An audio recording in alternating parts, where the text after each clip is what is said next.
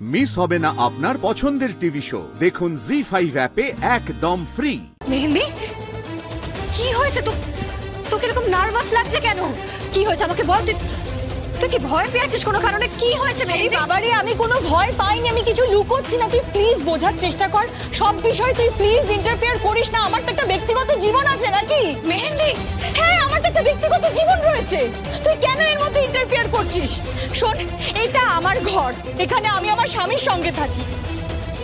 তার সাথে আমার বিভিন্ন রকম সমস্যা হতেই পারে। তাহলে কি সবকিছু ক্রাইম?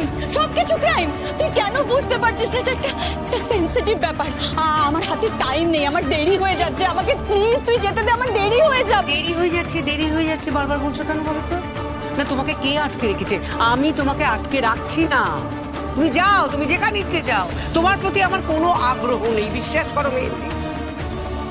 তুমি আমার ছেলের জীবনে আসার পর থেকে আমার ছেলের জীবনটাকে তুমি নরক করে দিয়েছো, বুঝতে পেরেছো? প্লিজ, এসব কি বলছেন আপনি? আপনার ছেলের জীবনটা নরক হয়ে গেছে মানেটা কি?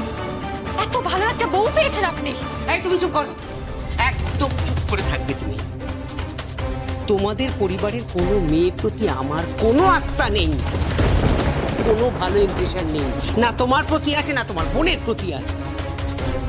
তোমরা আমাদের বাড়িতে আসার পর থেকে আমাদের শান্তি নষ্ট হয়ে গেছে।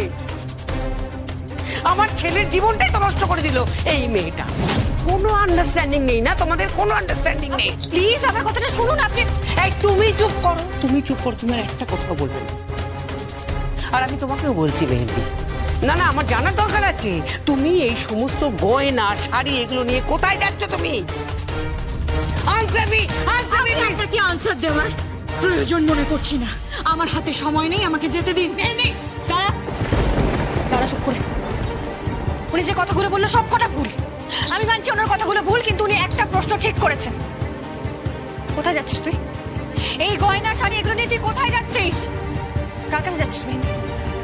কি হলো? উত্তর দে, কি হচ্ছে? আমি বললাম তো আমার একটা ব্যক্তিগত ব্যাপার আছে, আমার একটা ব্যক্তিগত জীবন আছে। আমি একজন ইন্ডিভিজুয়াল মানুষ, আর আমার এইটুকু স্বাধীনতা থাকা দরকার যে আমি আমার নিজের বিয়ের গয়না বেনারসি নিয়ে যেতে পারি। আর শোন, তোকে একটা কথা বলে দিচ্ছি, কথায় কথায় আমার ঘরে নক না করে ঢুকবি না।